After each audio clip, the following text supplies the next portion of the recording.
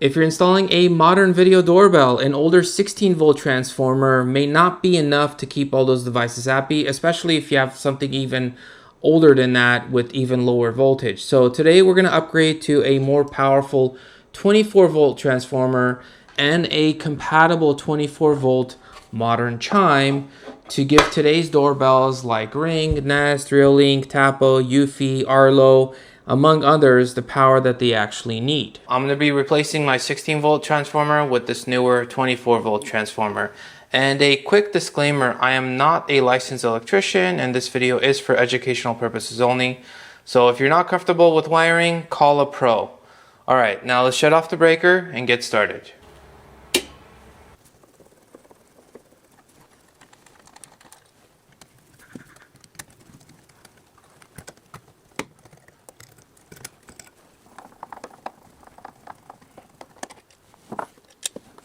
Another way of verifying that the power is off is if you get a non-contact voltage tester, turn it on. As you guys could see, it's blinking red every few seconds or so.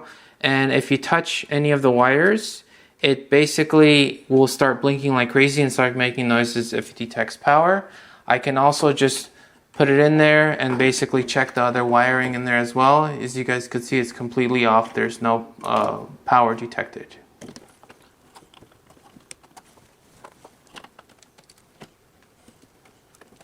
So this is the back plate that the transformer attaches to. So there's this plastic nut.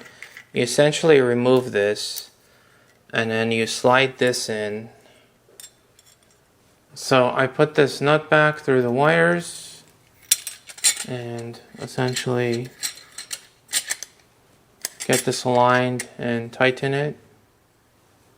I just do this real quick too, just to make it just a bit more tight. Nothing crazy. So for connecting the wires, you can either use this twist knob style or you could use this newer one, which it's called a lever nut, I believe, by Wago. I'll put links in the description if you guys are interested.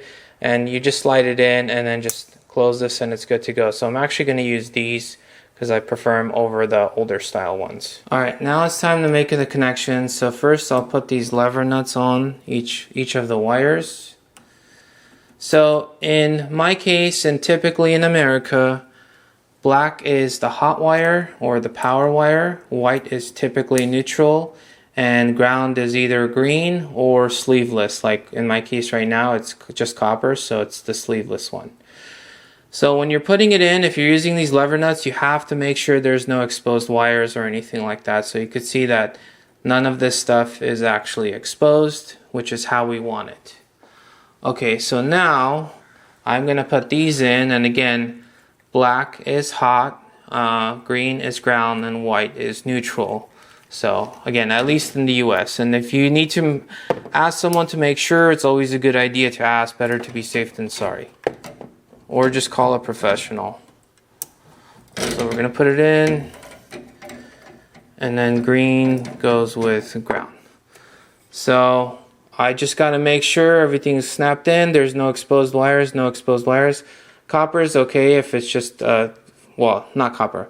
Ground is okay if it's exposed just because it's ground, but the other two cannot be exposed. So you want to make sure nothing else is touching anything else as well. And then we're going to push this in, and it's now time to tighten the transformer. And what I'm going to do is I'm going to put this upside down so I can actually just run the wires through these holes.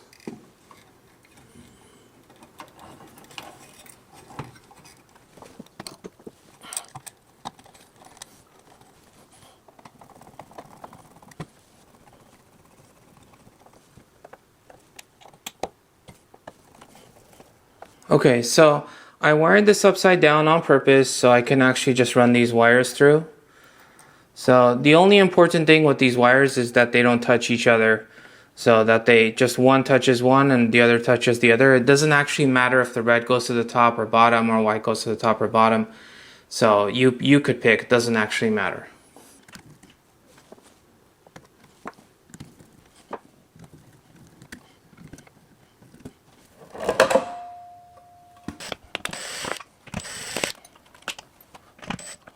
And then the power is still off again. So then I'm just going to take out these two. Now the last time I changed this, it was an older unit, and this part wasn't painted, so I just got a larger one to cover it. And so I did the same with the new one, where it's a little bit larger than this, so this doesn't show. Otherwise, if I ever paint this wall, I'll just cover this as well. Whenever you're installing a new chime, there is an orientation. So this one says top and an up arrow that way. So this is how I have to install it. So that part is super important, and I'm going to run the wires through this little hole right here. So I'm going to run the wires here and then kind of place it in a way where I actually have a stud over here. So I'll drill a hole in the center of this one, and then I'll cover up the other holes. Try to put it in a way where it kind of covers up the rest of it, and I should be good to go.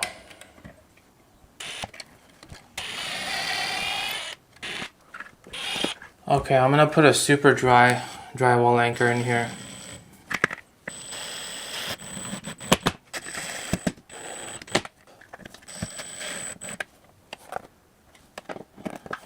There are three choices here: rear, trans, and front. Because I'm installing it for the front doorbell, I'm going to connect it to trans and front. If I was installing it for a rear doorbell, I would do rear and trans.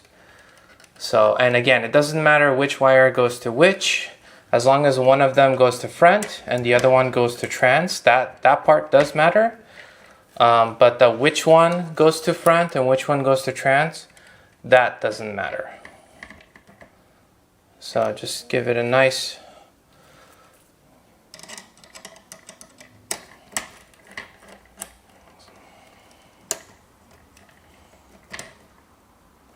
okay, that's pretty much it.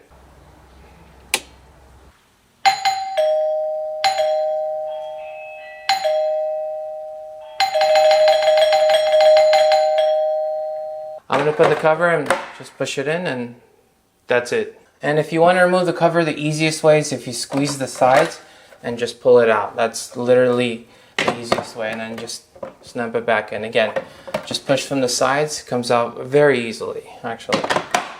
So I turned on the power, verified everything's working. I just want to show you guys the voltage here. So obviously with the power on, I'm going to be super careful. I'm obviously not going to touch that with my hands or anything. But with the multimeter, I want to show you guys what the voltage is. So it's at right above 26 volts. So because this is a 24 volt transformer, that's what I pretty much expect it to be around. So 26 volts. So there it is, guys. If you guys enjoyed this video, smash that subscribe button. Thank you guys for watching. Catch you guys in the next one.